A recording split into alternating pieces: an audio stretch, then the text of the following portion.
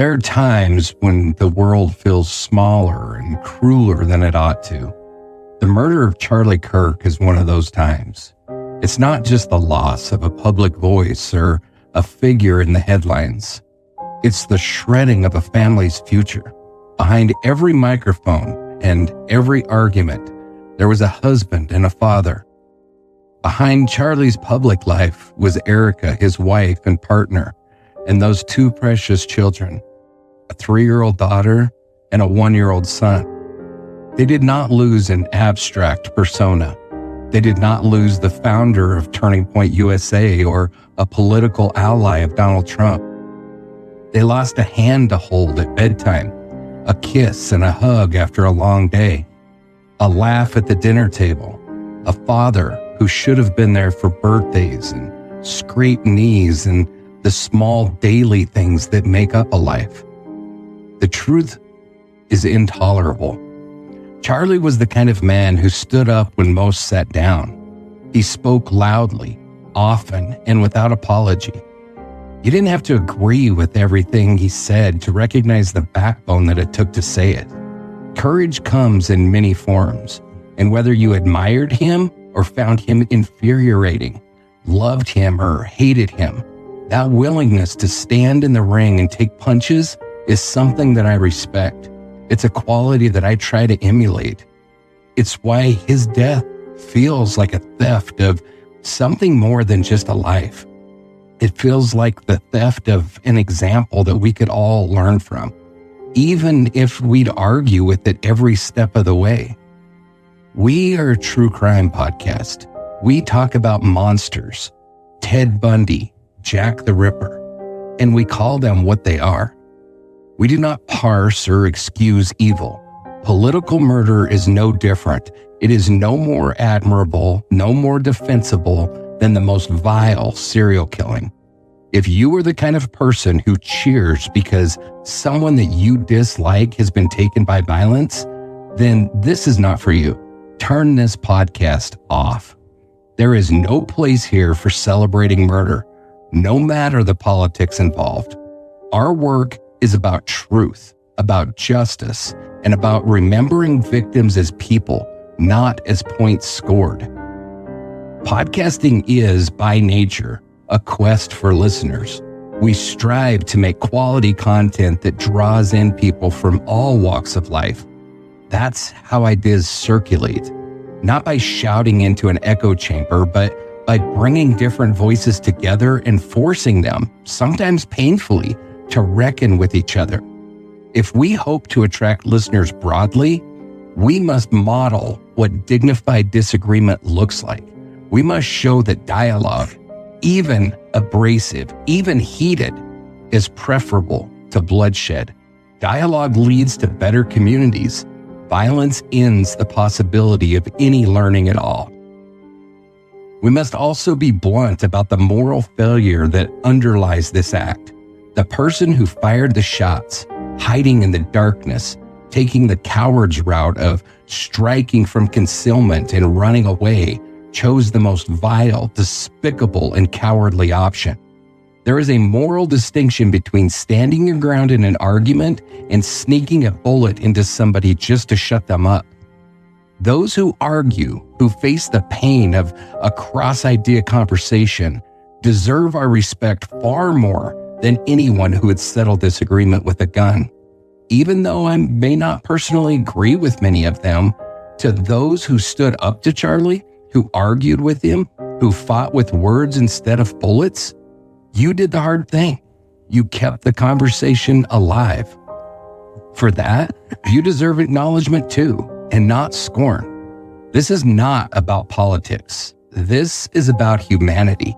Sometimes the people that we disagree with most are the ones who show us our mistakes. Sometimes they force us to check our assumptions and refine our thinking. That is how progress is made. Painfully, imperfectly, through the friction of opposing views.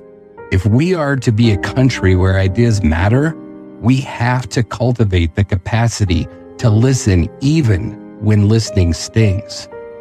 So, tonight, we remember a life cut short. We remember a husband to Erica who now carries an impossible burden. We remember a 3-year-old daughter and a 1-year-old son who will grow up with stories and pictures and the love of a community trying to hold them up. We remember a man with courage and conviction who stood in the public arena and did not shrink from the fight. Let this be a quiet promise. We will honor Charlie by refusing to let violence win the argument. We will honor him by choosing dialogue, by insisting on the dignity of debate, and by protecting the right of others to stand and speak. We will honor him by calling murder what it is: monstrous, cowardly, and utterly unacceptable. For Erica, for the young wife and mother who lost her partner and friend, and for their little girl and little boy who lost their father, we hold you in our thoughts, in our prayers, and in our grief.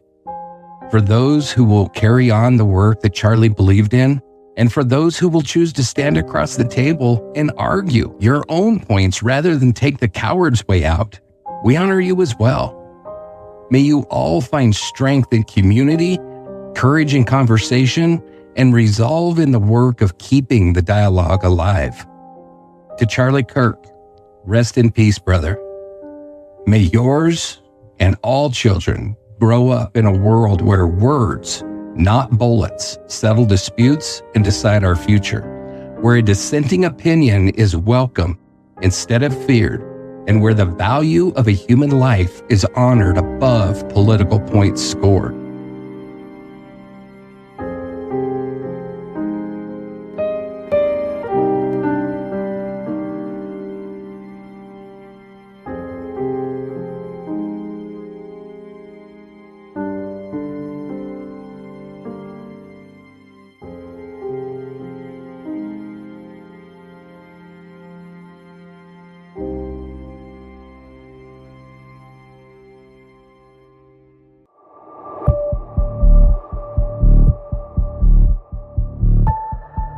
Tips flooded in.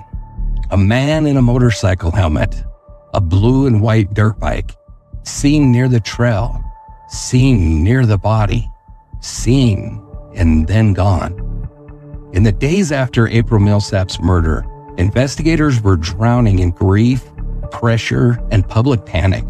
But amid the chaos, a pattern emerged. Multiple people, from neighbors to joggers, reported seeing something that didn't belong. A man riding a dirt bike on a trail not built for engines. He didn't wave. He didn't stop. He just tore through the quiet like he had somewhere to be or something to escape. And just like that, the man on the dirt bike became the investigation's first major lead. This episode is about how the case took shape, the clues that stood out, the statements that didn't line up, and the slow process of turning scattered tips and grainy surveillance into something the law could hold on to.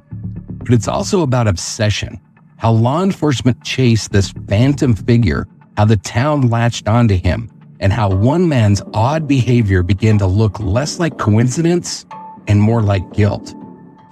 As detectives worked the angles, April's phone data began drawing an invisible line straight toward a suspect. But it wouldn't be easy. There were alibis to test. There was science to analyze. There was a case to build, and no room for error. Hey, Angela, how's it going tonight? Hey, John, it's good. How are you? It's good. I mean, some shitty things happened in this country, this week, and I know that we're not a political show, but I felt like I had an obligation to call out a cowardly piece of shit for the vile behavior that he did. So there's that. There's that, yeah. But otherwise, good. Yeah. And you? I am good. I am tired of people ending arguments with violence. Amen. We were given free will and the right to our own opinion, and let somebody have their opinion and move on. And argument's cool, man. Yeah. That's how shit gets decided. How we learn, it's how we grow. Absolutely. You think about the founding fathers setting up this country and talking about you didn't think they fought? They freaking, half of them hated each other. They bitched and moaned at each other all the freaking time. Exactly. They didn't kill each other. They compromised. They come to an agreement which built, in my opinion, one of the greatest systems of government this world has ever seen. So, yeah.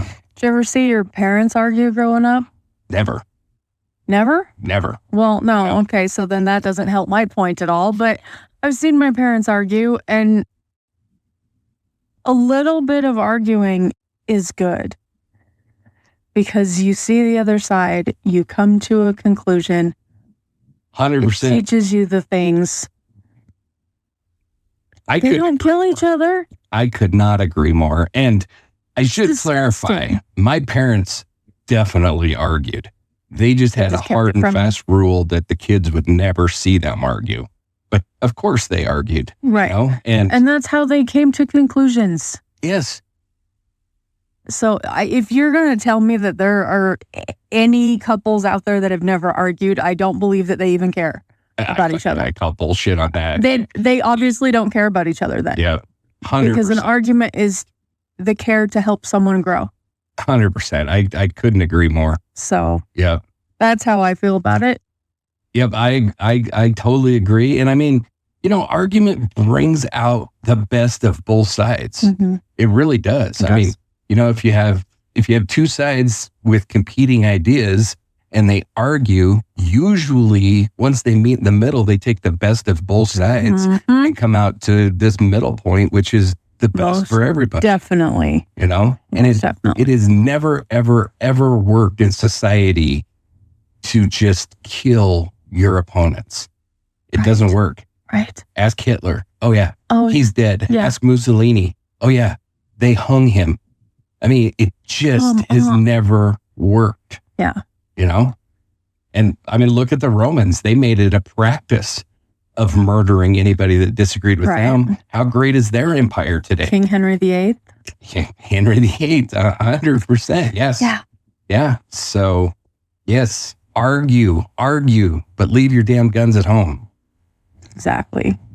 Or carry them like I do for the other nutcases that decide that they're going to use them. I know, right? Don't use your gun for an argument. No. Because that's a bell you can't unring.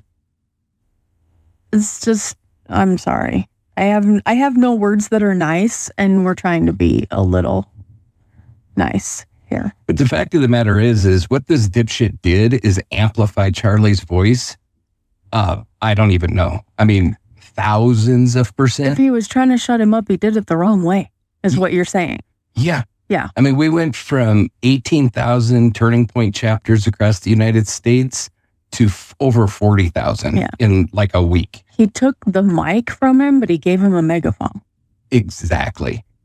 And then there's people like me all over the world that are now saying, I'm Charlie. Right. We will take up the mantle. We will continue the fight. Right. Yeah. That's usually what happens. I just, I don't know how to say it. Like, I have friends on both sides of the fence, and I hate watching them fight with people and ending 20-year friendships because of one argument. Why can't you just agree to disagree, realize that you still care about the person you cared about yesterday before they said that sentence? 100%. Because some of them is still in there of what you cared about before. 100%. And move on. And, you know, I mean, I don't think it's any great secret. I kind of avoid speaking of politics on this show, but I don't think it's any great secret of where I come down on the aisle. But I have friends that are liberals. I have friends that are homosexual. I have friends that are all over the map as far, I mean, you name it. And I have either, you know, talked to, had relationships with, have made friends of people from all walks of life with all different mentalities. And I'm a fuller, richer person because of that. They've never diminished me. Right. You know, I mean, I make it a habit to not argue politics with people because I don't think it gets anywhere. No. But having an honest dialogue about your position, I think is beneficial for everybody. And I don't know where. No, I do. I know exactly where. Yeah. We raised a generation of everybody gets a trophy to the point where now if somebody says something that hurts your feelings, you got to kill them. And a generation of, I'm not advocating violence and abuse, but sometimes you need to spank your kid.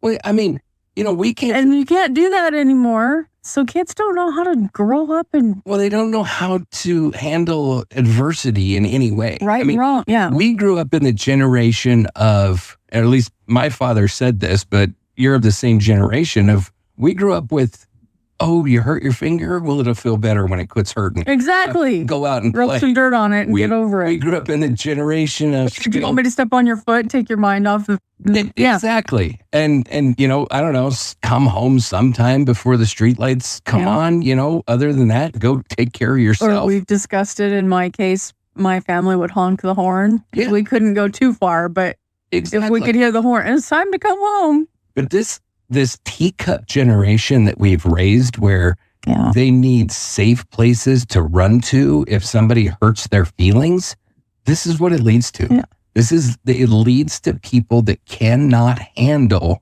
argument, whether it's intelligent argument or not. And that's what's really dangerous is we have an entire generation of people out there that even if you make an argument that proves them false, they cannot accept it. Yeah. Because intellect doesn't rule anymore. Feelings rule. And we can't be led by feelings because they change on a whim. Yeah. So. Well, and I have the biggest feelings that I can't control. We all know how weird I am. But I'd say weird. I still see the point of letting everyone have their own feelings and opinions and still being civil at the end of the day. 100%. Absolutely. Could not agree more. You still have to put your kids to bed. You still have to put food on the table. You still have to make the world go round. And it takes all kinds. I said it earlier. I'm going to say it again. It takes all kinds. Or it would be boring as hell if everyone agreed on absolutely everything. Well, 100%. I couldn't agree with you more. And then on the other side of that conversation. Which is ironic, right? It is. The other side of the conversation is, we are a community whether we want to be or not. We're all humans in this together. Okay, and so to that point, I have a story when you're done. Okay. And so, when it comes down to it, when you kill somebody because they have a different opinion than you rob all of humanity. Yeah. You didn't just stifle a voice. You robbed humanity of who knows what. We don't know. Yeah. We'll never know. And this isn't just a political thing. This isn't just Charlie Kirk. You've heard me say the exact same thing about a number of victims in their tributes time and time again, and I'll continue to, that when you take a human life, you rob humanity of who knows what. That spark, whatever it was going to be. How many amazing presidents and senators and saints and whatever, musicians and artists have we lost to just murder, just people, insane acts of violence. People who would take care of adopted kids that need adoption, people who would take care of animals, people who would, you've robbed them of all those people. Exactly. And you had a story? So, do you know Drew Lynch? No. He's the stuttering comedian. Okay. No. Okay. He's hilarious, but he did a video shortly after this incident. I'm not sure incident's a big enough word for it, but that's what I went with. That he was doing one of his comedy shows and a gentleman had a heart attack in his crowd. Wow. And watching people jump in, do CPR, call 911. No one checked his pocket for his political affiliation. Exactly. No one checked his pocket for his sexual orientation. They saw their fellow audience member unable to breathe and perform CPR. Where did that America go? Well, that's just the thing. And with this new America that's taken its place allows a beautiful young girl to be stabbed to death on a New York subway for what exactly? I have no clue. By a total stranger. Yeah. Total stranger. And it allows nonsense like the Boston bombing and the Oklahoma City bombing and, you know, these all the number of shootings. And I mean, I can go on and on and on, but where it all comes down to, at the heart of it all, is, you know, kind of where I ended my little thing on Charlie Kirk. But, you know, what it comes down to is no respect for human life and for humanity and the gift that it is. I mean, it's just absurd to me that we're at this place and I can't even say in this country, in this world, because it's everywhere where, you know, we see it. You know, I was talking, I can't remember, it was 2 or 3 episodes ago where I was talking about Charlie Starkweather, and that was in, I think, 54, 56, in the mid to late 50s. And, you know, he killed 11 people. And I mean, it was huge news. It was like, you know, nobody had ever heard of this kind of insanity. We talked about Ed Gein.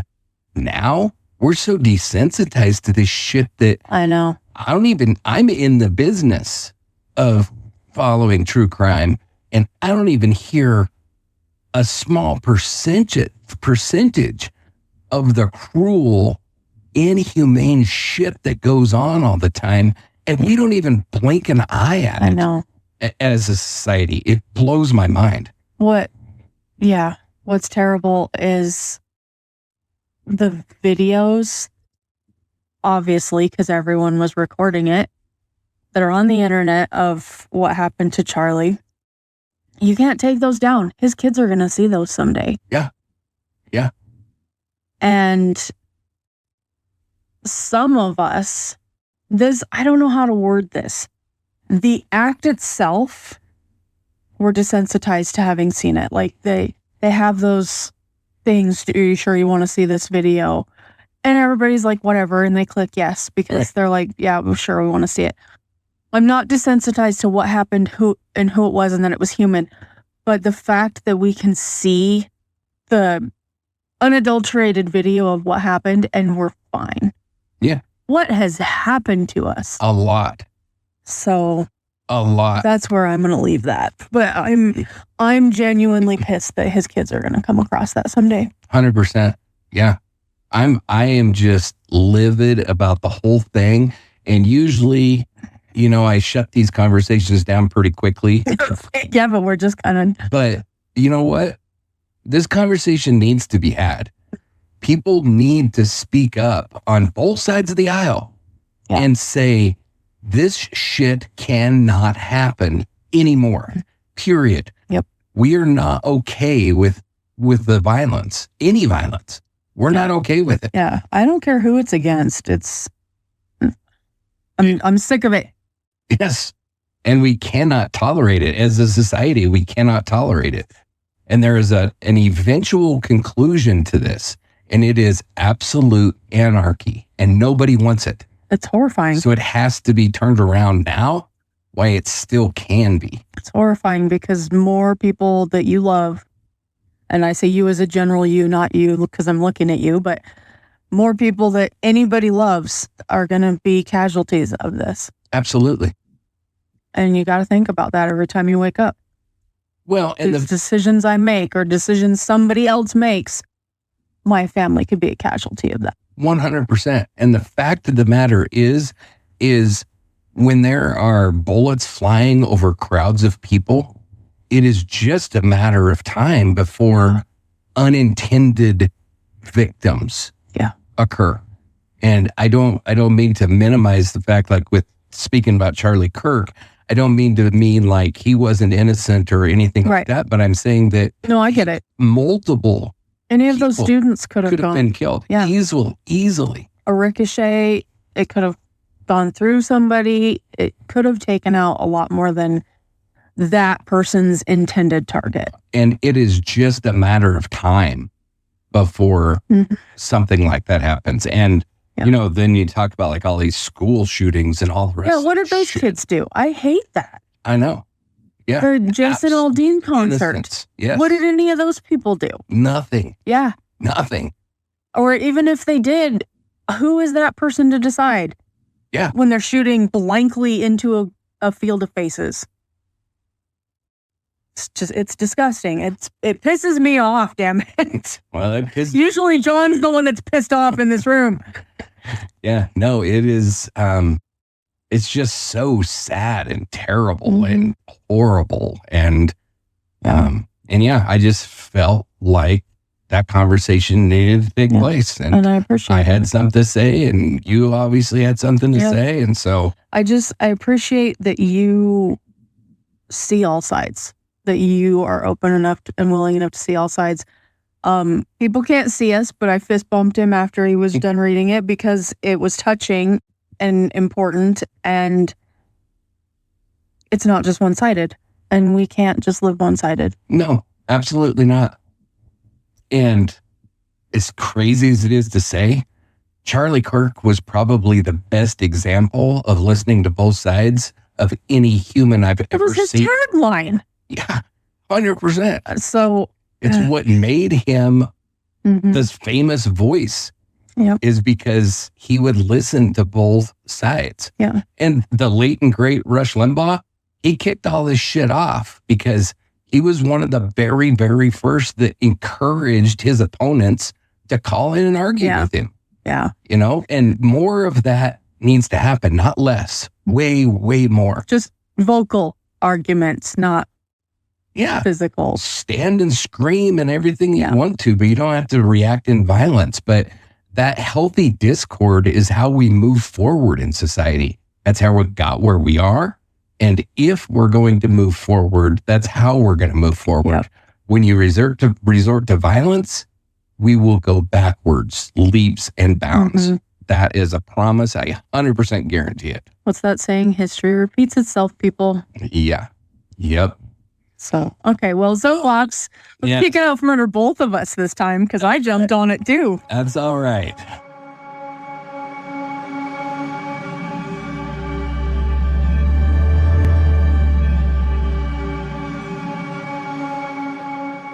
Where we're at tonight is in the middle of the search for April Millsap's killer, and one detail kept resurfacing. A man on a blue and white dirt bike riding fast with a helmet and anonymous.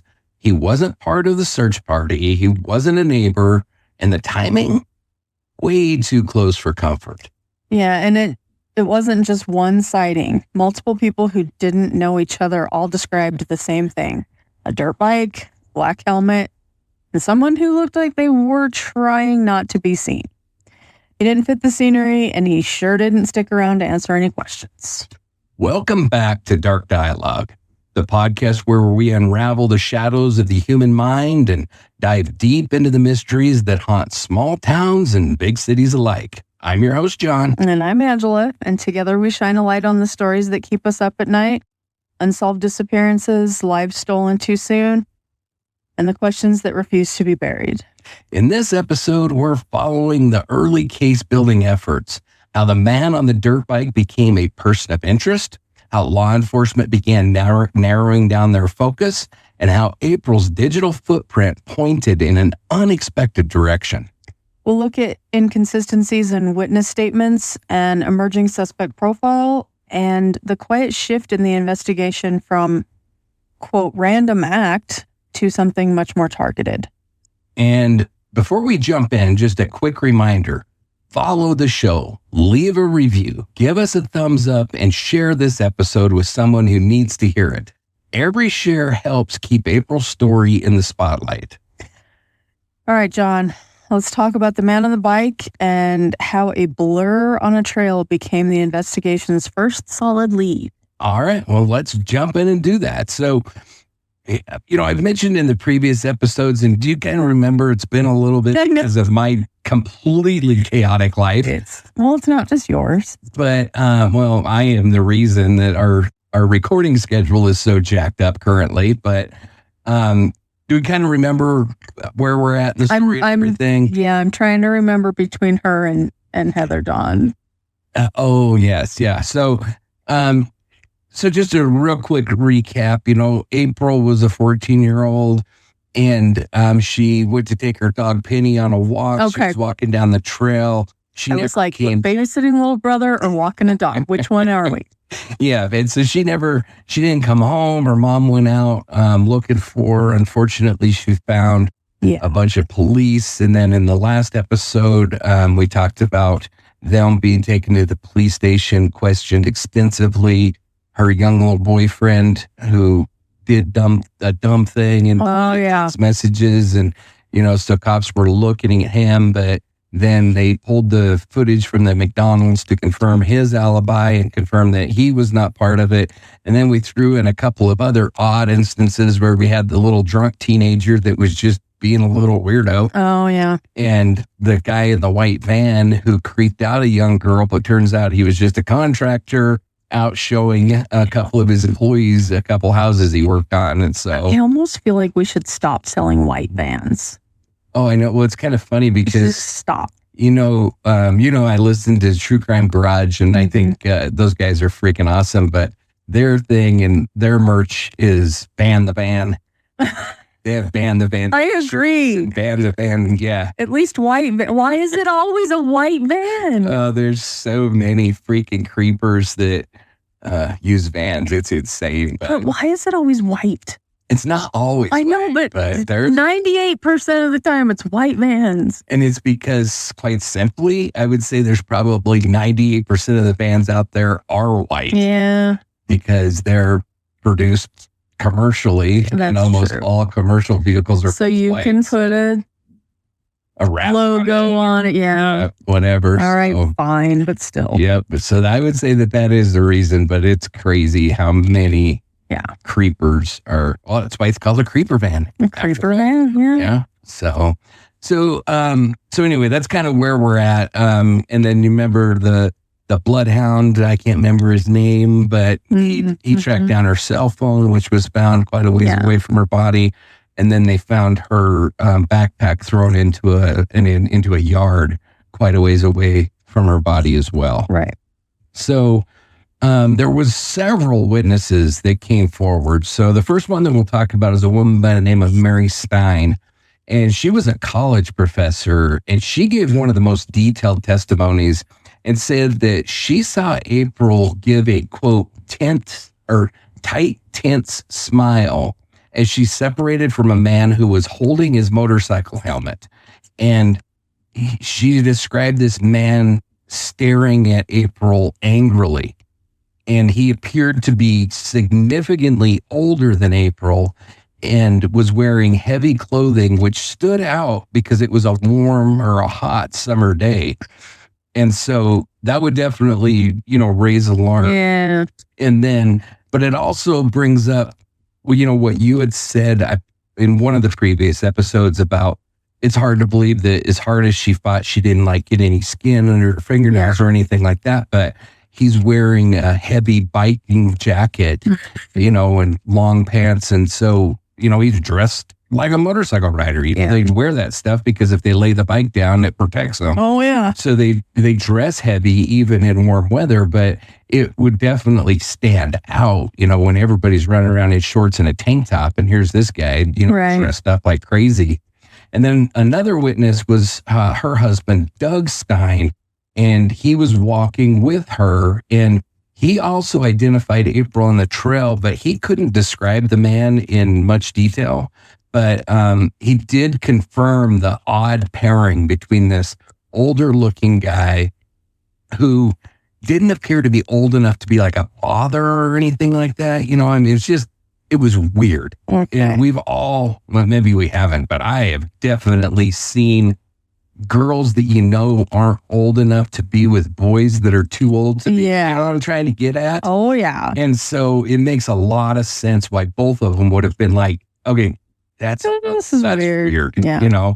When you see it's like obviously a father, daughter, uncle, niece, something like that, and you don't even think about it, but there is those couple of ages that don't fall anywhere logically usually. Correct me if I'm wrong, but I feel like every town, including ours, and you probably know who I'm talking about, has that one guy that just can't let go, and he's still cruising Maine, and he's still hanging out at the parties, and he's still, oh yes, this is the guy. Yeah, it's the dude from Varsity Blues that gets hit in the nuts. Yes, with a wiffle ball bat. There's the creepy freaking guy that they got nowhere to go yet. Yeah, they just have no life. Awkward. It ended when they graduated high school. That's their number one achievement in life was graduating high school. It's all over here. It's all over from here. Yeah. So then another witness was a guy by the name of Eric Risky, and he saw April walking Penny beside a man with a dirt bike right around 6:25 p.m. And then on his return trip, about 25 minutes later, both April and that man were gone, but the dog remained. And he remembered the man's tense demeanor, his full face helmet, and his same heavy clothing, a backpack, and his description of the suspect as, again, older and physically imposing supported the Steins' account. Then we have another gentleman by the name of William Buchanan who saw a man on a blue and white motorcycle wearing a full face helmet. And although the helmet obscured his facial details, he was later able to identify the suspect. Okay. And then these couple I know that I've already mentioned before, and that's Amy and Gail Spinella. And they were near Liberty Trail where they saw April, again, with a motorcyclist. And then moments later, April was gone and her dog Penny was whimpering. The rider had made a U-turn. Oh, it's everything about this is just so damn tragic. Yeah. But they said that the rider had made a U-turn, parked, and then reemerged out of the bushes. And Amy would later recall his, quote, piercing eyes. And she was very instrumental in helping to create this composite sketch that was used. But ironically, she wasn't able to confirm the suspect from once he was finally arrested, even though her description of him led to this sketch. And then the last witness that we'll talk about is a classmate who was never named, no doubt because of their age, and that's fine. But one of April's classmates reported seeing her talking to a man on a blue and white motorcycle that evening. And then another witness near the woods close to where the body was found described a man resembling the same sketch as Amy had given. So all of these witnesses are telling pretty much identical stories. There's no big outliers there. There's nobody saying, oh, I didn't see a guy on a motorcycle, but I saw like this 75-year-old, nothing like that. All of their... This guy in a horse rode through. Yeah. All of their testimony pretty much matches. They're able to describe the motorcycle, the helmet, the clothing, the age. The odd feeling. Without his helmet on, they were able to give some physical descriptions. If they saw him with it on, obviously, what are you going to describe? With a helmet on, right? So, but like I said, the composite sketch was synthesized from these accounts, and it emphasized the suspect's sharp eyes and stern expression. While some would later say that the image looked too young, the resemblance to the douchebag that's going to be arrested for this did generate tips, and it kept the public focus on this dirt bike rider. So along with that, then we said in the last episode that her phone was turned over to the FBI for their digital analysis unit, who then tore into that. And so we've already talked about the misreporting of it being a Fitbit, but it was actually just a sports tracking app on her son's Samsung Galaxy phone. And I think I'm pretty positive it was the MyFitnessPal tracking app. that she had on there. And on July 24th, that day, that app logged over 3,000 data points, providing one of the most detailed victim timelines that has ever been introduced into court. So at 6:28, April texted her boyfriend that crazy freaking sad text that says, "I think I almost got kidnapped, OMFG." Mm-hmm. And then almost immediately after that, her recorded speed spiked, showing that she took off and started running. Yeah. And then from 6:31 to 6:33, there was those weird calls, the 3 failed calls that went to unknown numbers, where we think that she was probably trying to call for help. And the fitness tracker app at the same time shows her zigzagging, running in and around the woods. Obviously, she's trying to escape somebody. Evade somebody, yeah. Yes. And then at 6:44 p.m., April's movement stopped at the location where her body would later be found. And then after 6:44, the phone began moving again, but this time between 13 and 22 miles an hour, speeds far too fast to be April on foot, but way more consistent with somebody on a motorcycle. Yeah. And then, as we talked about last episode, the device was then later discarded near Omo Road. And so the data transfer from her phone into a silent witness, I mean, it's one of the craziest cases I think I've ever seen for this digital evidence. Mm-hmm. And it really is all because of that fitness tracker app. I mean, that's why we use them, because they literally are tracking all of our movements. Right. And so to have that on and logging during this was a tremendous amount of evidence. It's one of those times where I wish dogs could talk comes into play. 100%. Yep. So then officers, once they figured out kind of what had gone on, they pretty much knew at this point, because of that phone activity, that somebody on a motorcycle attacked this girl and then rode off with her phone. So they went to a gas station and pulled surveillance footage, which showed a guy at a Speedway gas station in Armada at 6:17 p.m., just minutes before witnesses saw April on the trail. And he was wearing the same dark clothing that matched his description, and he was accompanied by another guy. And then they pulled a recording from a residential security camera. And this was a little before like all the Ring cameras and stuff. Yeah. But we were definitely in the area of a lot of home security cameras by now. And this was one that kind of pointed out towards the street.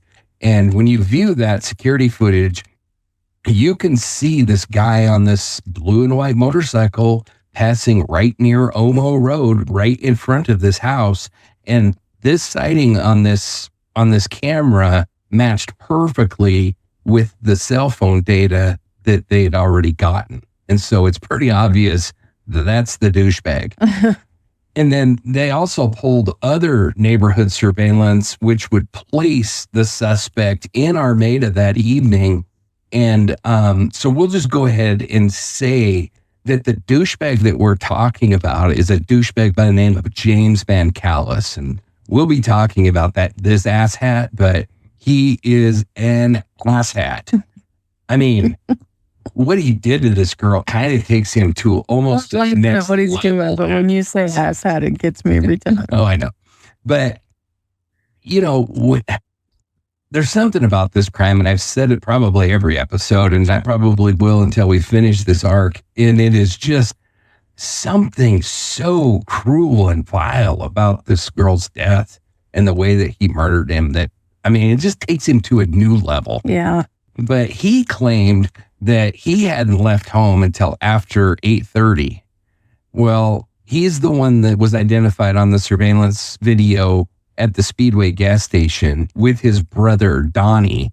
Then, you know, it was obvious that he's the douchebag that was on the motorcycle and everything. And so once they've identified him, and if you remember, I kind of alluded to this a little bit when I was saying that there was a cop that was driving down and they knew they were looking for this blue and white motorcycle. And some people called it like a dirt bike. Some people called it a motocross bike. Some people called it an enduro. And for motorcycle people, that probably means something. For me, I don't know what any of that shit means. I know what a dirt bike is. I just wrinkled my eyebrows at you. So for me, nothing. Yeah, like I don't like an enduro, but that was said multiple times. It was an enduro. It was an enduro. And this cop then saw blue and white enduro. So apparently that means something to motorcycle people. Yeah. I'm not one, so I don't know. I'm not either. But anyway, he was able to identify this motorcycle parked at Donnie Vancalis's house. And then I told you the cop was pretty sharp and he clipped a picture of it with his cell phone. Yeah. So that he knew that, when they went back, if anybody said, which they did, that the motorcycle wasn't there, he could be like, oh yeah, dipshit. Well, I took a picture of it. So just kind of summing all that up, the sports tracker app data, the surveillance video, the cell records, created a digital map that aligned pretty much perfectly with witness accounts. And they placed, and all of that stuff placed April and Vancalis on the same trail at the same time, and then showed the progression from her texted warning to her final moments. And so prosecutors in court would later describe this convergence as a unique fingerprint, circumstantial evidence so precise that it filled the gaps left by the absence of DNA or any forensic evidence or anything like that. Now that I've named this asshat, we also got to say that James Vancalis did not operate in isolation. His family played a complicated role in the investigation, from giving him false alibis and making conflicting statements to outright lies, and defiance of law enforcement. So starting with Donnie Vancalis, his brother, technically Donald Vancalis, he went by the name Donnie, and he's the younger brother of James Vancalis Jr., and Donnie's actions and testimony did play a notable but complicated role in the investigation and the trial. So Donnie lived in Armada Township, which would become significant as James claimed that he had visited him on the day of the murder. Okay. There's no public indication that Donnie had any criminal record or connection with the murder, but I have my own personal opinions, which everybody by this point should know I'm not afraid to share. And I think the dude's a pile of shit. And I think he's a pile of shit because he lied about his brother. Yep. And so he was interviewed by police as part of their efforts to establish James's whereabouts and confirm his alibi. And when first approached, Donnie flat out lied to the police and claimed that he had lost his cell phone. He didn't even know where it was. But I mean, obviously the dude's a freaking moron, as well as being a piece of shit, because he says, I lost my cell phone. I don't even have my cell phone anymore. And so the cop was like, oh, really? Dials the number, phone rings. And then Donnie was like, oh, pulls it out of his pocket, hands it to the cops. I mean, like, what a freaking shit. And then, hey, look, you found my cell phone for me. Yeah. Oh, good, looking everywhere for that. So, he tried to lie about James being there when he was there. I mean, it was just a piece of shit. Yeah. So phone records would show that Donnie sent James a text at 6:44 p.m. on the day of April's murder, stating that he was home. So this helped to refute James's statement that he was at Donnie's house at the time of the crime, which contributes to the collapse of his alibi. And it also shows Donnie's as big of a piece of shit as his brother is, because if it wouldn't have been for that text message, then he would have lied his ass off. He did lie. Yeah. He just got caught in the lie and then forced to tell the truth, no doubt, because he was either going to face perjury charges or he was going to tell the truth. So he didn't have a choice, but he ended up admitting under oath that James had asked him to delete all the text between them, but he didn't and ended up keeping the messages on his phone. And then ultimately, it's reported in some places that he ultimately turned them over to the police. He didn't turn shit over to the police. He lied. They caught him. He didn't have a choice at that point. But Donnie would testify in court about the events of the day. He'd recount that his brother arrived at his house with some kind of a gang gift and showed no signs of blood or torn clothing. And he placed James's arrival sometime between 7:10 and 7:15, which was after the murder had already occurred. But during questioning, Donnie was frequently vague, or he claimed not to remember certain details, which led to some pretty tense exchanges between him and the prosecutor that the judge had to intervene in. Basically, the prosecutor was pissed off because this piece of shit was lying. Yeah. And if he wasn't lying outright, he was lying by omission. He was trying to not implicate his brother. Yeah. And hey, I'm all about like standing up for your family and stuff, but when your piece of shit brother kicks a 14-year-old girl to death, yeah, hang his ass. Yeah. I would never defend a piece of shit that would do something like that. I don't give a shit who they are. But Donnie claimed that his reluctance to immediately turn his phone over was not at all related to the murder investigation, but was due to issues surrounding marijuana use. Because, yeah. So ultimately, Donnie's testimony and phone records contradicted James Van Callis's alibi and would be leveraged by the prosecution to strengthen the circumstantial case against James. So while he was a piece of shit who initially withheld information and attempted to protect himself, he did, I don't know. I cannot say allegedly that he actively engaged in a cover-up of the crime. I question anybody that lies to help somebody cover up a crime like this. And so to say that, in my opinion, to say that he had no involvement or, I don't know. I can't say that because a piece of shit's a liar in my book. So he's a piece of shit. So, but nothing ever came out that he was involved in the murder or anything like that. I happen to believe that he was attempting to cover it up and just was too dumb and got caught at it.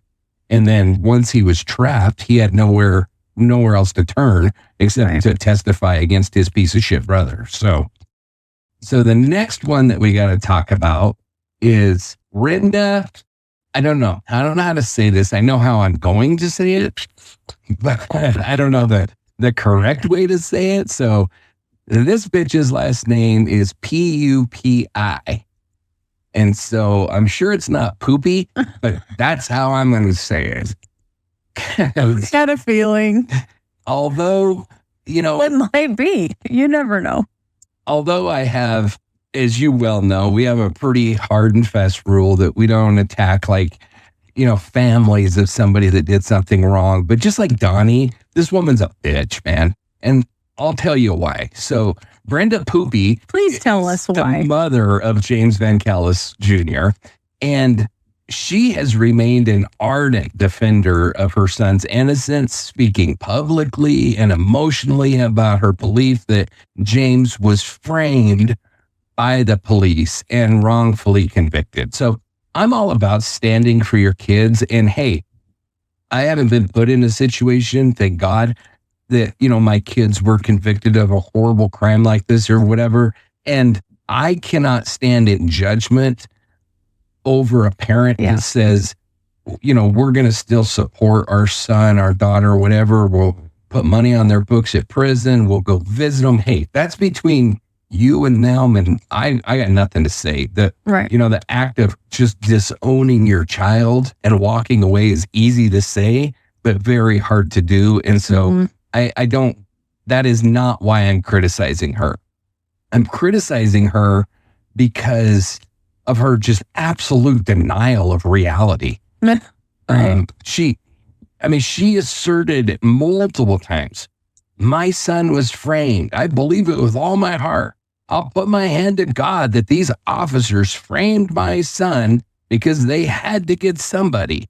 They had to nail somebody. They had to have somebody. The people wanted someone. I mean, I've heard this story freaking so many times. It's insane. But in this case, it is so beyond reality that I don't know. So she frequently challenged the prosecutor's case, arguing that the evidence was falsified. Police had made errors. The defense for her son was inadequate. Just everything. And then Brenda was heard shouting words of encouragement and love to James as he was led out of the courtroom, saying, "We love you, and we promise to fight for your release forever," and whatever. Again, I'm not attacking her for loving her son. Right. I'm just attacking her for being so completely out of touch with like the victim and the victim's family. Yeah. And I mean, it's just absurd. When you get on with the rest of the family, you're going to understand why I don't care for anybody in this whole bunch because they're all a bunch of shitheads. So she did say that if it's the last thing I'll do, I'm going to get my son out, vowing to continue efforts for her son's freedom despite his eventual conviction and overwhelming circumstantial evidence that was presented. Which she still doesn't believe. No, she doesn't believe any of it. They created it. Absolute denial about any of this. I'm a mom too, but come on, Mom. Yeah, it's insane. And so, the other thing about this is we're in Armada. Teeny tiny little town. We talked about, you told us all about it in the first episode. I mean, this is a tiny little town. Yeah. When you see this motorcycle and this douchebag all dressed up in it and everything, and then you see it on the surveillance cameras and stuff, I mean, you got to be pretty freaking out of touch with reality to not be like, there's hundreds of people who look like that. Yeah, it's insane. Yeah. So, but she just flat out dismissed the circumstantial evidence in whole. And she basically said, since there's no DNA, no fingerprints, there's no forensic evidence, then James is being framed. Right. I mean, whatever. I do not fault a mother for sticking up for her son and being there for him and all that kind of stuff. But being so out of touch with reality that you defend an obvious, brutal murderer, that is a different subject altogether. And I mean, there's been multiple freaking parents of murderers that have loved and supported their children. I mean, Jeffrey Dahmer's dad is a perfect example of somebody that, he loved his son and whatever, supported him, but also spoke about the vileness of his actions. And he knew he needed to be punished for the shit that he did. There was also that guy that, he was an arsonist in California. And I think he was in California. Anyway, he had burnt all kinds of these buildings down and ended up killing a few people. And his poor freaking dad, man. Arizona. Was it Arizona? I feel like it was Arizona. But, his dad... No, wait, never mind. His dad turned him in, but then loved him, but couldn't support this. I mean, he still visited him. He still prayed for him. He still can love him. But you don't have to condone it. He had to be punished for what he did. I mean, that's the reality. Next, we get the joy of talking about this piece of shit father. Oh, joy. A guy by the name of James Van Callis Sr. And I'm assuming the apple doesn't fall far from the tree. Oh, you have no idea. So, well, enlighten me. So this piece of shit lived with his son in Wells Township, Michigan, which is roughly 15 miles away from Armada. And at the time of the investigation, this piece of shit was 66 years old, and he shared the home with his son and then other members of their family. I'm not entirely sure who was all in this white trash freaking whacked out relationship these asshats had going, but Sorry, you're painting a picture. I mean, yeah, it is that picture. Like when I call these a bunch of backwoods white trash pieces of shit, I mean it. Obviously, the address of this house became a focal point for the murder investigation. This is also the brilliance of these bunch of freaking redneck assholes. They're growing pot in the backyard, which was not legal. And so cops needed a search warrant. So they just went and looked in the backyard. There's all these freaking pot plants. And so they're like, okay, we can search here. Yeah. Bust them for pot. And then we can get a freaking search warrant for the pot, which is exactly what they ended up doing. When I say that James Van Callis Sr. is a pile of shit, I don't just throw a pile of shit out there randomly. Not this time, at least. I don't think any time, but I do for a very good reason this time. So James Van Callis Sr. is a registered sex offender. Oh, joy.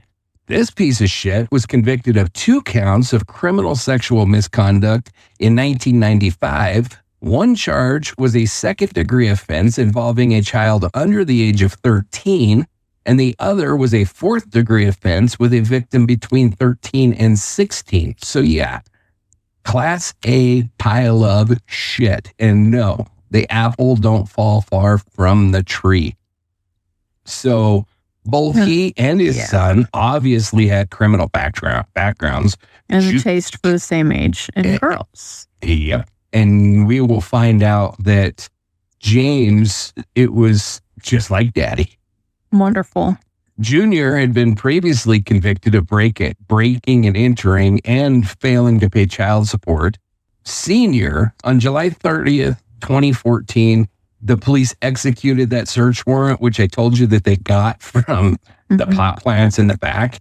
I don't understand all the marijuana laws, how all that shit works. I've never grown marijuana or anything like that. So I'm a supporter of legalized marijuana for the record, but I just don't pay any attention to that shit. So, but apparently in Michigan, at least at this time, I think you had to be licensed, and James did have a license. Junior had a license, but his license was for 36 plants, and they had 52 plants, which led to the arrests of both Junior and Senior, and charged them initially on the drug charges, which led to the availability or the possibility of getting a search warrant, which then led to all the rest of this stuff. So both men were arraigned and held on $75,000 bail each.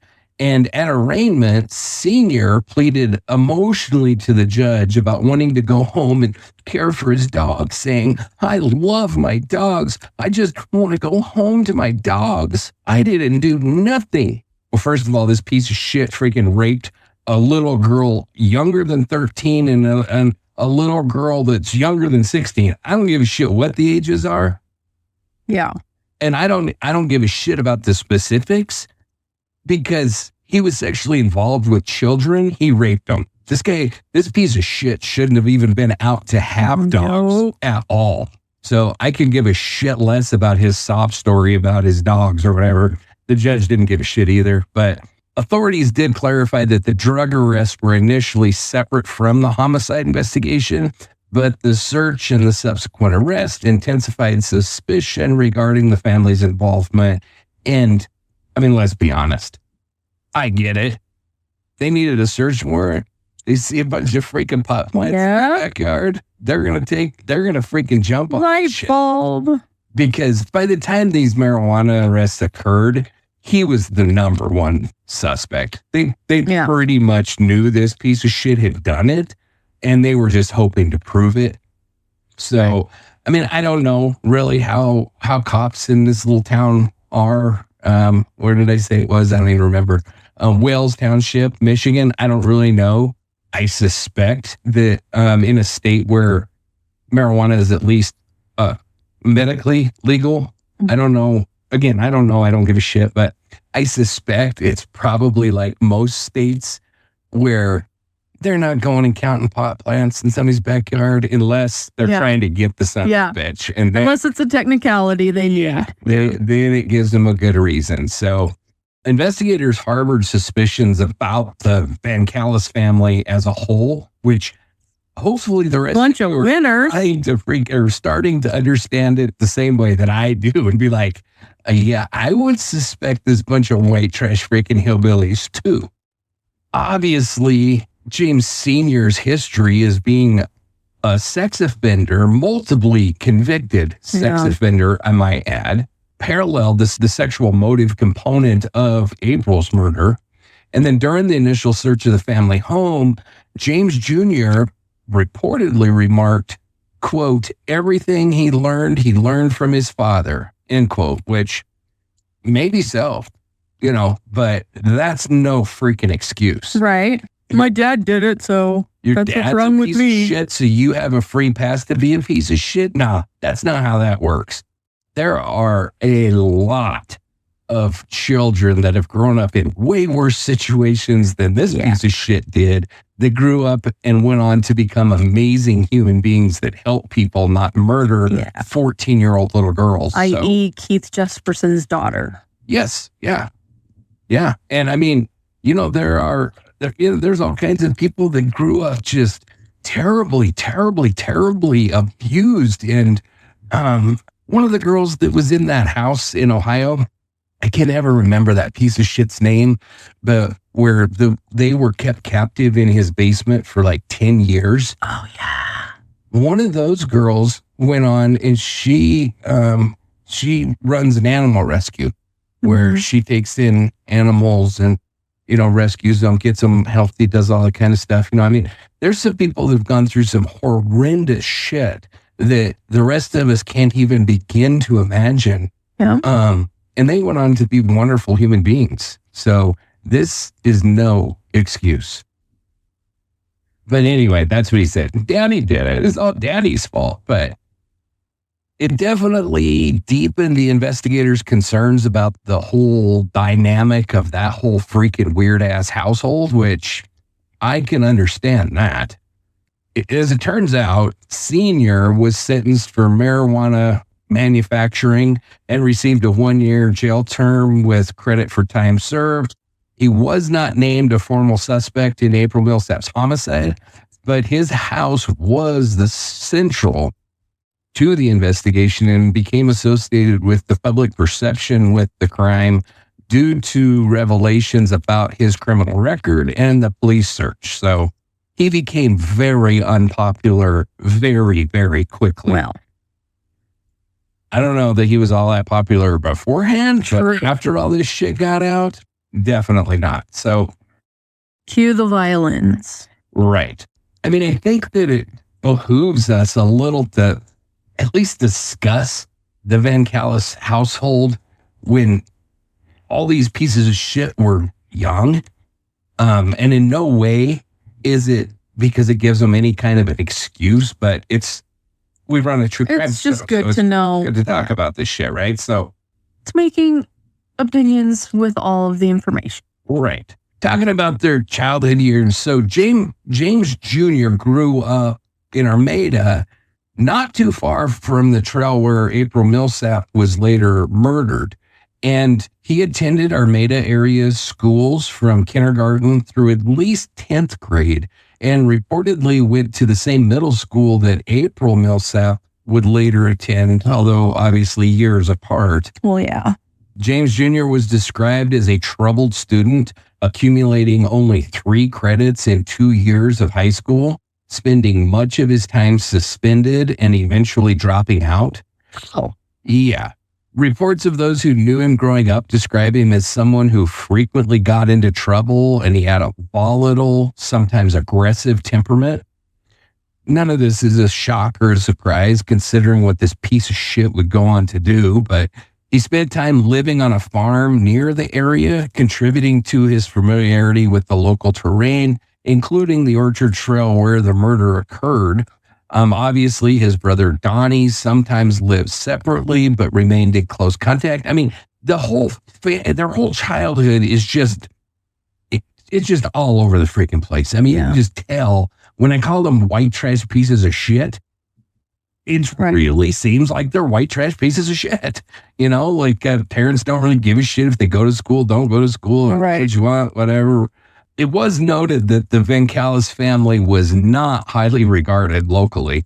Obviously, at least part of this, and I would say that a lot of it was probably due to Pops being a freaking pervert and being convicted of raping little girls, and then Junior being a piece of shit that's always freaking in trouble, always getting into all kinds of shit. So, I mean, we all had these kind of people, maybe, hopefully not that grew up to do awful stuff like this, but we all had these kind of kids where their household was a freaking mess. They were a freaking mess. I mean, we can probably say here and name 20 of them between the two of us. Yeah. The listeners can all rattle off 5 or 10 that they went to school with that were in the same kind of position. And, you know, it's sad for little Vancalis Jr. Mm-hmm. I don't give a shit about growing up Vancalis Jr., but I don't want any kids to grow up in a household where there's this kind of stuff going on, you know? Yeah. And, you know, I mean, with a dad that's a freaking pervert and who knows what was going on at home. Like, again, it's not an excuse, but when you separate the child version from the adult version, you have to have sympathy for the child, what they were going through, you know, at home. But neighbors and sources describe the home as both physically and emotionally and internally chaotic, which reflects the instability and the isolation that's often associated with troubled households. Mm-hmm. So as adults, both Junior and Senior continued to have issues with law enforcement, notably in drug-related cases and property crimes. James Jr. exhibited abusive and controlling behavior with his romantic partners, restricting access to basic amenities, not letting them have their cell phones, not letting them have jobs. His girlfriend, Crystal Stadler, which we'll be talking about because she was his girlfriend at the time of the murder, but she described the household as tense, oppressive, and marked by fear. You know, the Vancalis household in general was uncooperative with law enforcement. Right. They weren't stand-up people. That's just all there was to it. And so they lived in what was described as a mansion, although poorly maintained, in Wells Township, about 15 miles, again, from Armada. At the time, I mean, it's kind of like his adult life just continued on with the chaos of his younger life. So the household often included, you can't say like all these people lived there because it was kind of... It was a revolving door of transient kind of existence, you know? So, but often it would be James Jr., his father, James Sr., and his then girlfriend, Crystal Stadler, their young son, and sometimes brother Donnie would be living there. So only half of the house had working electricity from the grid.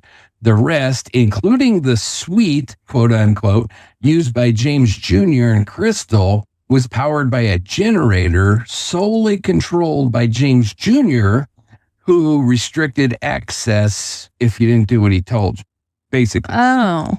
He's the kind of piece of shit that one of those would tell his girlfriend, you know, you're either going to do X, Y, Z, or I'm going to shut the generator off and you can't have power. Right. You know, he punishes his significant others. He's just a total piece of shit. Obviously, you know, on the other half of the house, we have a convicted freaking perverted child rapist. The household structure fostered, no doubt about that, a sense of distrust. Right. I mean, it's just a lot of morals working in this house. Yes. Yeah. I mean, it is the definition of dysfunction. Everything about these people, they're just pieces of shit. So then we got to talk about the girlfriend, Crystal Stadler. And so she was the girlfriend at the time of the arrest, and her and Vancalis had dated on and off for about 9 years at at this point. Oh, And they had a young son together. And like I said, they were living together at the Van Callis shithole at the time of April's murder. And their relationship, again, was tumultuous. It was punctuated by breakups, reconciliation, significant dysfunction. I mean, I think we all know these people too. oh yeah. Where you're like, just freaking get the hell away from each other. Yeah. Stay away from each other. Everybody would be happier. You're toxic. At one point, Stadler had a child with someone else during one of the breakups from Van Callis. It's like everybody involved on this side of this case is like dysfunction junction. It is, how else do you describe it but white trash bullshit? Because that's pretty much what, I mean, it reads like a white trash manual. Yeah. So, Wait, they have those? I think they must. Okay. I don't know how they all do the same things. If not, there has to be like a school they graduate from once they drop out of high school. White trash school. This is how you become a piece of shit. Now, I will say, I'm not going to badmouth Crystal. She obviously made some poor choices, but the choices that she's going to make are going to help the investigation. And so she gets a kudos from me for that. She would describe Van Callis as both abusive and controlling. Right. Like I said, not allowing her to have access to a phone or a car, controlled the generator so she wasn't allowed to have power. And she would recount episodes of intimidation, threats, including telling her that he would, quote, bring her down with him if she talked about this. She would say that the majority of their years together were, quote unquote, not harmonious, and that she was a victim of domestic violence during their relationship, which I wholeheartedly believe her. And I'll say that because of this. So she originally, when the cops went and talked to her and everything, piece of shit was home. So the cop. Wait, piece of shit senior or piece of shit junior? So confusing, isn't it? Piece of shit junior was home. And so the cops came and they originally questioned him and everything. And they said, you know, can we have your shoes that you were wearing on that day? And so he was like, of course. And he hands over his shoes. The cops take them and they leave. Crystal at that time was saying, basically giving him an alibi, you know, no, he had nothing to do with this, blah, blah, blah. Because he was there controlling her. Right. Yeah. And we can say that because once he gets arrested on the marijuana thing, he's in jail. He's safe enough to talk. She calls the cops and she says, I got to talk to you. Mm-hmm. And so then she goes and tells them, and she says, you know those shoes that he gave you? Well, those are not the shoes that he was wearing, because when he came home, he took his shoes off and he was like bleaching them and scrubbing them and all of this kind of stuff. And then he ended up like, I think he threw them away or burned them or some shit like that. So if we remember, little April had the imprint of the Air logo, the Airman logo on her. Well, when the cops said, well, what kind of shoes was he wearing? She said, well, Nike Air Jordans. And then, although the shoes were gone, she pulls up a Facebook picture, actually several Facebook pictures of that piece of shit wearing those shoes. So she was able to show that indeed he did own a pair of them. Mm-hmm. And then she would later go on to say that on the night of April's murder, he came home acting, quote unquote, acting weird. And again, how could she tell? Right. He came home acting like a white trash kitty raper. So, but she found him cleaning his shoes with hand sanitizer, which she had never seen him do. Obviously, not something that's done a lot. She discovered wadded up hair and grass in his Carhartt hoodie and was told to wash it. And then both the hoodie and the shoes would later disappear. But he made her an accomplice.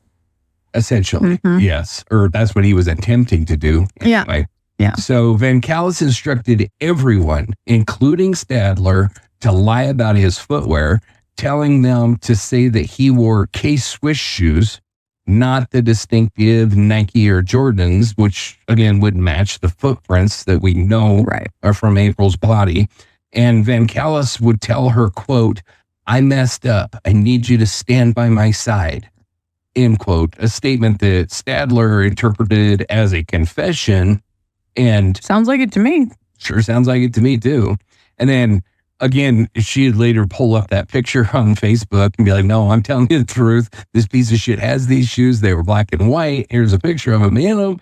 And she testified that she once had an affair, quote unquote, had an affair during a breakup in their long relationship, which just further illustrates this on and on chaotic, freaking horrible freaking relationship. But the prosecutors and the jury found her testimony to be sincere and credible. And I did too. I mean, I watched her testimony. I got to say, my heart really went out to this girl. You know, she obviously had some bad taste in guys, but this poor girl was she was a better girlfriend. I mean, she was in a position where, and I would even probably go so far as to say, I think the vast majority of women in her position wouldn't have the constitution to even step forward once he was arrested. Yeah. And I'm not faulting them for it, because they're in so much fear of their abusive partner that they're just terrified that even if they go to the police, that they're not going to get convicted, and then they're going to get out and kill them, beat them, hurt them, whatever. Send somebody else to do it. Right. And so I'm not at all criticizing those women when I say that, but what I am doing is really giving her kudos for just stepping up and being like, I don't know, this is my one chance to get rid of this piece of shit. Yeah. I really need to do this because it's the right thing to do, or whatever it was. I'm not going down with him. Yeah. Whatever it was, hats off to her for freaking having the gumption and the guts. The hole in my lip. To do it. So initially, she was present during Van Callis's initial interview with police. And, you know, like I said, she kind of evaded the questions, stayed silent as much as she could, but it was out of fear of him. Right. And then she would later become a crucial prosecution witness, revealing that she was living with Van Callis at the time of the murder. She testified that he came home acting weird, all the stuff that we talked about. And if it wouldn't have been for her, I don't think he would have been convicted. Her testimony was that huge. And, you know, she said he told everybody to lie. She talked about his admission to her with, when you say, "I messed up," I think that's pretty telling. Yeah. So at the end of the day, she really gets the kudos from me, which I've made clear. But, you know, I feel really bad for women in those situations anyway. But, you know, when they're brave enough to take the opportunity to break those bounds and hand this family justice, then I think she deserves a little extra kudos for that. Right. So obviously, Van Callis told the police that he was wearing the K-Swiss tennis shoes. Crystal testified that he was wearing the black and white Air Jordans. Then I don't know how I mean, to me, shoes look like freaking shoes, but to like the shoe people at the FBI and police, I don't know. Each one's its own freaking deal or whatever. So they actually like get a hold of Nike and give them this Facebook picture of these shoes, order the exact same shoe in the same size. Basically, they get that shoe. So they can reconstruct. And then they compare it to her wounds and all of that kind of stuff. And it was a perfect match to the wounds and everything. And then we already talked about, you know, that April had bruising on her face, which was consistent with the contours of a motorcycle helmet. And investigators seized his helmet, which appeared recently scrubbed, though they couldn't recover any DNA. But the combination of the forensic alignment and the suspicious cleaning supports the theory that the helmet was used as a weapon. And then, we talked about the sweatshirt and all of that kind of stuff that came up. And then a search of Van Callis's computer uncovered disturbing material. And it was searches it was shit and I think I have it in the next episode where I have the direct quotes of it and everything, but it was shit how does an older guy get a young girl to like him? That kind of shit. He was basically pursuing... Trying to teach himself how to groom. Yeah, I mean, he was following in dad's footsteps. Basically, he was sexually attracted to little girls. And he was attempting to get in a relationship, quote unquote, with a little girl. I mean, obviously, that really displays pretty much exactly what I think happened in this crime, what I think investigators believe happened in this crime. I mean, he pulled up next to this little 14-year-old girl, tried to put the moves on her. She was creeped out by his freaking nasty ass and was like, get away from me, creep. And he got pissed off and beat her to death. That's what happened. I have no doubt that's what happened. Yeah, sure feels like it. And so, I mean, I don't know. It's just, yeah. Yeah, that's the right. Mm-hmm. Obviously, individually, all those pieces of evidence that we talked about, you got the computer forensics show that he's obviously a freaking sick, perverted pedophile, just like daddy. Yeah. We've got the hoodie. We've got the shoes that disappeared. We've got the odd behavior. We got him telling Crystal that he made a mistake or he screwed up or whatever. We've got the helmet evidence. We got the motorcycle. We have him matching the description. Individually, none of those really mean a whole lot, right? I mean, you can't say, well, somebody on a motorcycle was seen. He has a motorcycle. He's the guy. Yeah. And you can't say, oh, well, he has a motorcycle helmet and she was hit with a motorcycle helmet. He's the guy. And you can't say, oh, there's a Facebook picture of him wearing Nike Air Jordans. He's the guy. He's the guy. And you can go all through those individually and you could say the same thing. None of them mean shit. But when you put all of those together, they really start painting a pretty clear picture of a piece of shit that beat this poor little girl to death. Right. But, if we're talking about that, then we also have to talk about the limitations.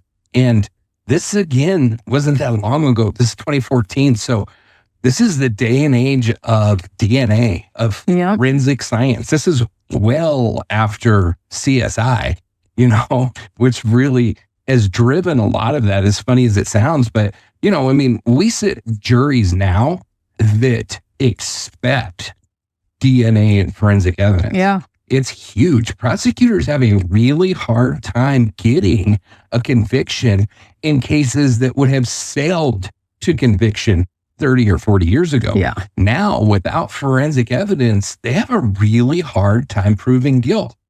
I, for one, happen to think 9 times out of 10, that's a good thing. But it is a limitation. In this case, the crime scene on the Macomb Orchard Trail just didn't yield very many forensic clues. April's body showed the signs of drag marks being pulled off of the path, but there was no foreign DNA that was recovered. Blood at the scene all matched April. There was the shoe impressions, but they're very limited. And if officers were able to do the search warrant and find the shoes, that's a different story, because you can most certainly identify one particular pair of shoes as opposed to all of them in that brand. But the shoes were gone, so they didn't have that. They had no DNA evidence. They had no smoking gun. They had no, obvious murder weapon. I mean, he stomped the girl to death. Yeah. There's no ballistics on that. Yeah. And the foot impressions would have been the only one, and he got rid of the shoes. So they were left to build this circumstantial case. And again, in this age where forensics rule the day, they didn't have it. So they were left having to build the circumstantial case. And to overcome these gaps, Investigators were going to have to lean very heavily on the eyewitness testimony that consistently placed Van Callis with April. They're going to have to rely very heavily on the sports tracker app data, the phone records that maps the struggle, the death, the phone taking off on the motorcycle, Yeah. the video of him, right just past where he threw the cell phone or where the cell phone would be later found. His trail, matching all of that. The bravery of the abused girlfriend. Exactly. Yep. The cell tower records, which completely blew his alibi apart. His brother's bullshit coming apart at the seams. And all of the behavioral red flags and incriminating searches, like the shit that was found on his computer. Again, all on its own, that indicates a freaking sick-ass pedophile, but doesn't necessarily mean that he killed this shooter. Yeah. But taken all together, they're building a pretty strong circumstantial case. Yeah. So in the next episode, we'll be talking a lot more about that and the trial and all of that kind of stuff as we continue to move through this arc. So it started as a shadow, a blur on a bike, tearing down a trail where no engine should have been. At first, that's all it was. Rumor, fragments, pieces of memory from people who weren't even sure what they'd seen. But as the investigation grew, the shadow gained shape, and then a name. Witness statements, digital tracking, behavioral red flags, they all began pointing in one direction. The man on the dirt bike wasn't just a coincidence. He was there, at the trail, at the time April was killed. And the more investigators looked at him, the more the story cracked open. But suspicion and proof are two very different things. Detectives had to fight through noise, false tips, half-truths, and the desperate guesses of a community that wanted answers yesterday. Armada had become a town on the edge. Every dirt bike in the county was suddenly suspicious. Every stranger walking alone was watched. The public wanted a name. The media wanted a face. But law enforcement knew that a single misstep, a premature accusation, could destroy the case. As one detective later said, quote, "You don't get a second chance in a case like this. You name the wrong man, you may never recover." And that tension between a grieving community and cautious investigators became part of April's story. It wasn't just about finding a killer. It was about holding the line between rumor and fact. Meanwhile, the puzzle pieces clicked into place. April's phone data tracing her desperate run. Eyewitnesses describing piercing eyes and an angry stare. A helmet that left marks on her face. Shoes that left their impression on her skin. A suspect whose story unraveled under the weight of timestamps and surveillance.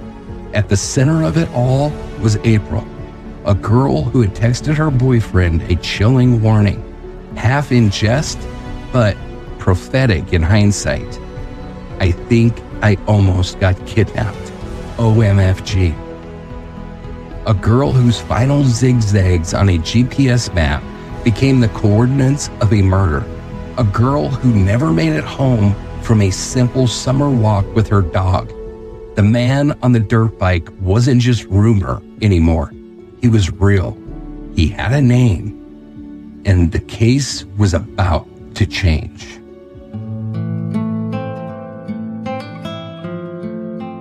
When someone like April Millsap is taken, it's not just a personal loss. It's a fracture, a ripple effect that moves through classrooms, neighborhoods, towns, and the entire country. Her friends didn't just lose someone they sat next to in class. They lost the Friday night sleepovers, whispered secrets about crushes, the hallway laughter between bells. They lost birthdays where April should have been singing off-key, proms where she should have been dressed up, a graduation where her name should have been called. And her mom, Jennifer's loss cannot be measured. She walked that trail hoping for a miracle and instead found a nightmare. Quote, "My life changed forever. April was my everything," Jennifer would later say. But in the middle of that devastation, something else emerged: resilience. Jennifer refused to let April's story be reduced to a headline. She spoke at vigils, reminding the community, quote, "She was more than what happened to her. She was light and she was loved."